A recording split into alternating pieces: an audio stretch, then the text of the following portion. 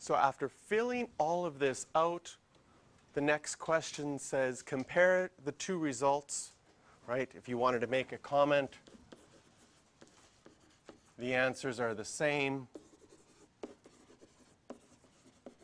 And so we can complete the following statement. The square root of the product of two numbers, that's what's showing up on the left-hand side, equals the product of the square roots of the numbers. In other words, if I have 25 times 4, it's equal to the square root of 25 times by the square root of 4. That's what that statement means. The square root of the product of two numbers on the left side, I have 25 times 4 inside of a square root. That's the first part of that statement, equals the product of the square roots. So the square roots multiplied together. Okay? Square roots, you might think, oh, this makes sense because we're just multiplying. But it doesn't make sense in other things. Square roots don't act like regular numbers. Okay? I have a question for you. What do you think, right? Most people think the square root of 2 plus the square root of 8 should equal the square root of 10. It doesn't. Right? This is next year you're going to figure this out, but this is a little bit complicated. Well, this is 18. What? That seems to make no sense. It will, but right now that looks weird. Square roots don't necessarily operate the same way as regular numbers, but they do with multiplying. With multiplying, if you're multiplying inside of a square root, it's the same as multiplying the square roots by themselves. But with adding, it doesn't work that way. Square root of 2 plus square root of 8 is equal to the square root of 18. Whew. So that seems complicated, eh? Yeah. And square root of 5 plus the square root of 20 is equal to the square root of 45. Whew. Do you double the second number and then add the first? Do you double the second number and add the first?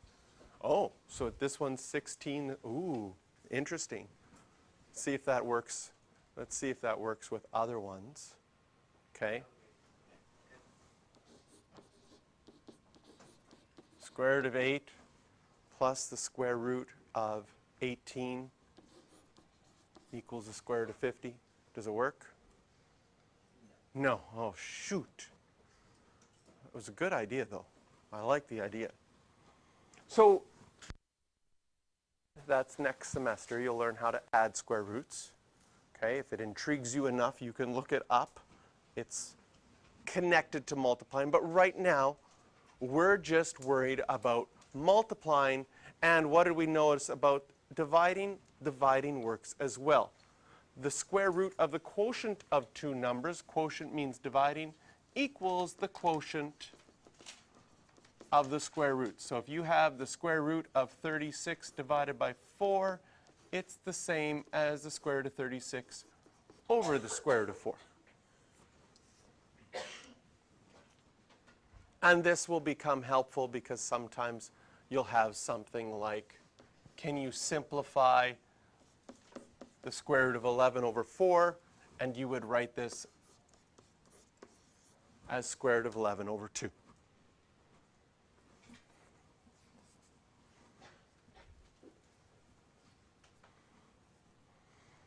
The approximate speed of a car prior to an accident can be found using the length of the tire marks left by the car's brakes when they're applied. The formula, blah, blah, blah, gives the speed in kilometers where d is the length of the tire marks. Write a simplified expression. So here, we could write this by breaking it up. And since 169 is a perfect square, do you know your times tables past 12? That is 13 times 13. So we could write this as 13 times d.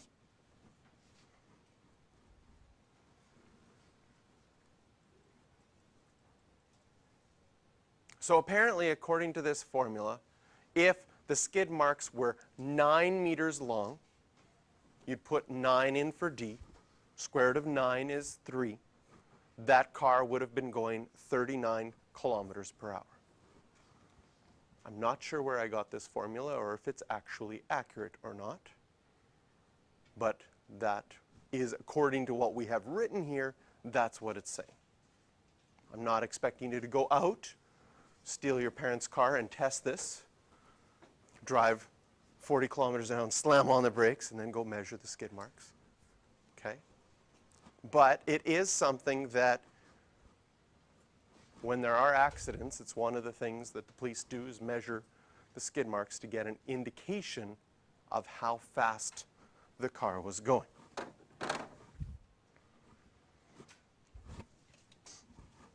Determine the speed of the car that leaves tire marks in each of these. So we've got our formula. It's 13 square root of d, and they're telling us d was 64. 8 times 64, or sorry, this becomes 8. 8 times 13.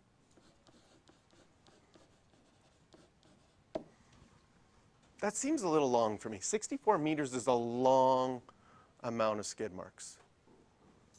Okay, so I don't know if this formula is completely right. If you left 100 meters of skid marks,